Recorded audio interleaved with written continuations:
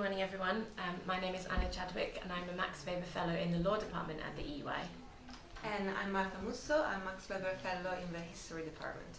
And we are here today with Berkeley Eichengreen, Professor of Economics and Politics at UC Berkeley and former Senior Policy Advisor to the IMF.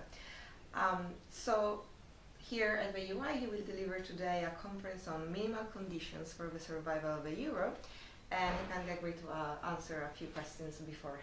So first of all, as it's the format of the UI conversations, we would like to ask you a bit about your intellectual background. What drew you to economics and international monetary systems in particular?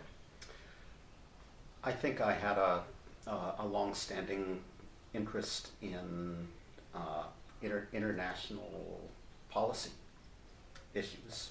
I actually grew up in Berkeley, California, which has international community, people drawn from all over the world, and lots of active discussion about what was going on in the world. When I went to university, I was looking for a subject or a discipline through which I could explore those issues. So I explored history, political science, sociology, and landed in economics, probably because economics provided a set of tools, a set of models, a framework that I felt I could use to analyze these international developments. There are different kind of people, I suppose. There are people who like to swing on a trapeze with a net or without a net. There are people who like to drive in a car with a seatbelt on or a seatbelt off, and I think I'm the seatbelt on type. So intellectually, I found economics reassuring, easier, because it provided a framework, a set of tools that could be readily applied, where history is one darn thing after another, and it's not clear what the appropriate framework or approach for analyzing historical events on their own would be. I ended up as an economist.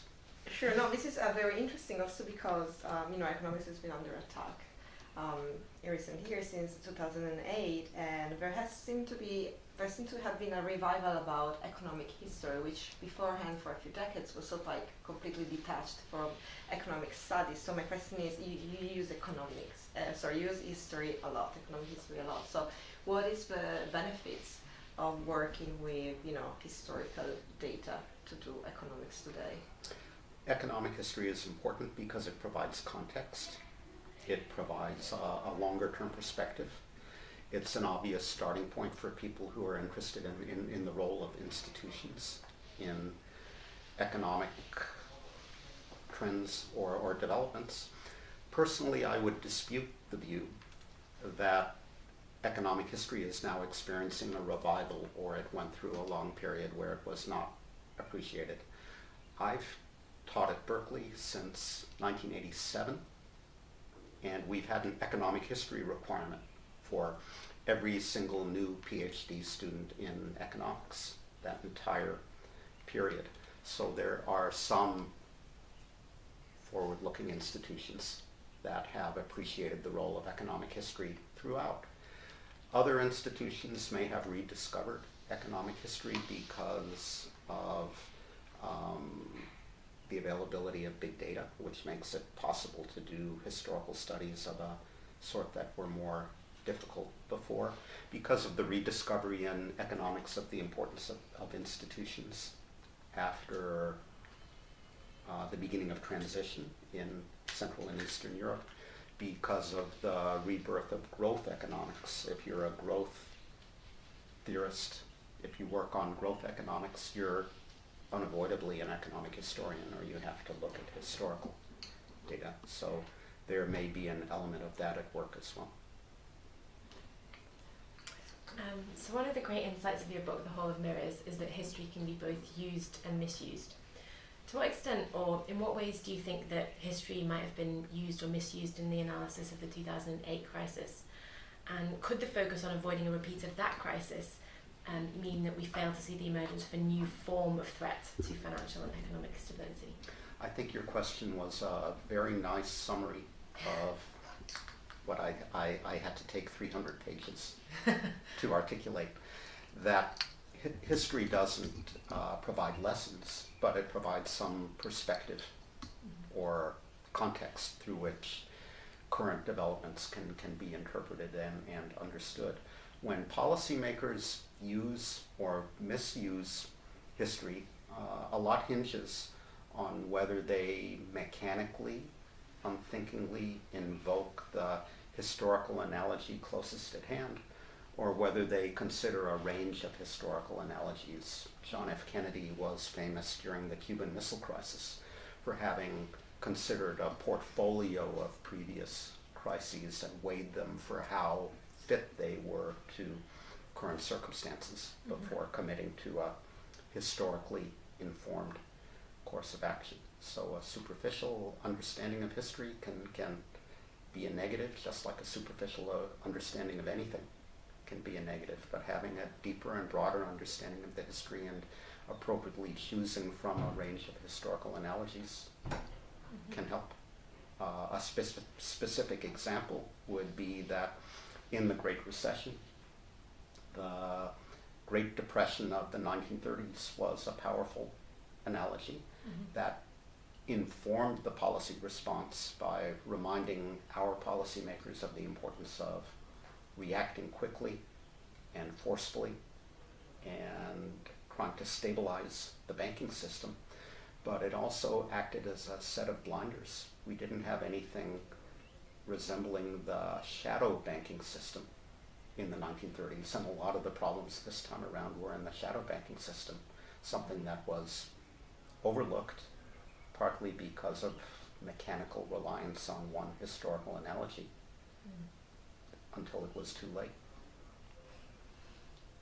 Well, another area of concern that's arisen after the 2008-9 crisis is what some see as an over-reliance on neoclassical economic theory in policymaking. So to what extent do you think that the actions of some of the policymakers that you discuss in your books have been motivated by an uncritical reliance on economic models? I think that neoclassical economic theory actually encompasses a lot of models and a variety of assumptions about human behavior, a variety of assumptions about the efficiency of markets, efficiency of financial markets, for example. So in your first economics course, you're taught about perfect competition and utility maximization, and you assume rational agents. That's the benchmark, that's the point of departure, on top of which it's possible to build more realistic assumptions and do more realistic analyses. So I think starting and stopping with the simple textbook model is the problem, rather than asking how you have to develop that model further. It's like my response to your earlier question about history. A superficial knowledge of economic theory is a dangerous thing. I think a deeper knowledge of it can and did inform the policy response after 2008 in constructive ways. If you let me step back quickly and ask, how did we get into that mess, that financial crisis in the first place? Part of the answer is reckless deregulation of financial markets, which partly reflected superficial understanding of what economic theory implied in terms of efficient markets, inadequate appreciation of the existence of information asymmetries and how they may be corrosive to in terms of outcomes. I think that there was a lot of ideology at work there, and politics, self-interested politics at work, in addition to misuse of economic theory. So you think that overall those lessons in some ways have been learned, and that kind of simple reliance on some of those economic models, or self-interested reliance on some of the insights of such theories, maybe it will be more difficult for those to present a threat to future economic stability? We sit here today less than a month into the new Trump administration in the United States, so we are about to learn the answer to your question. Okay. Okay, so let's move to today's conference topic. What were the elements of historical novelty that were introduced by the euro as a project? I have been asked repeatedly over the years to write a history paper about predecessors to the euro. My response is always, there are no real predecessors to the euro, that the euro is novel. It is unique in the sense of being a true monetary union without a political union. That the gold standard is not a good historical analogy for the euro, because countries retained their national currencies by and large, and abandoning the gold standard was easier than abandoning the euro and reintroducing a national currency. So I think this move to true monetary union to a true single currency without anything resembling political union is the fundamental novelty that is really different from the historical cases that came before. And if you had to give a percentage then, what would be the percentage of the euro surviving or collapsing? If I had to give a percentage, I would, but I don't have to. I think that would lend a spurious air of precision, and my point estimate would be on the internet forever. I remain on the optimistic end of the spectrum compared to other US-based economists, which is a way of saying I'm modestly optimistic. Okay, so I will personally interpret your answer as more than 50%. Do you want to answer the next question? Yeah, so in your view, would it be possible to have the European Union or a political union without the euro or another hypothetical common currency? I certainly think it's possible to have political union without monetary union. In a sense, that's what the United States had before 1870 under free banking, with different currencies being issued by banks in different states, and the value of those currencies fluctuated against one another. There's another discussion about whether the United States was really a political union or not before the US Civil War, but I think that historical experience does suggest that political union without monetary union is possible. Is the converse possible? Can you have monetary union without political union? And I'm hopeful about the euro. I'm deeply skeptical that there's an appetite for political union in Europe. So I am prepared to make the case that Europe can make limited reforms that don't entail a jump to true political union, and the euro can survive. So talking about reforms, one recent proposal by Germany that was strongly backed in Italy so far was the idea of the Twospeed Europe. Do you think that might be one of the directions where to go, or do you see the beginning of a split into blocks? I think that the old language that we used to use about variable geometry or concentric circles or multi-speed Europe, that's what we will see going forward, that different countries will have different views about